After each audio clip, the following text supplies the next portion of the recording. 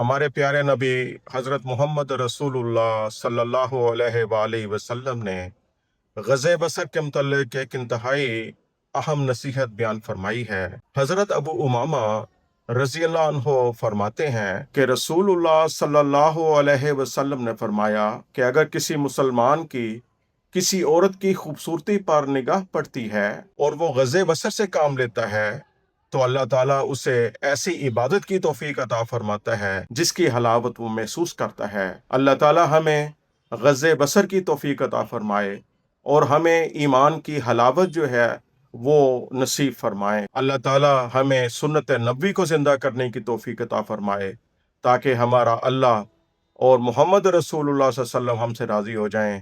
اللہ کرے کہ ایسا ہی ہو۔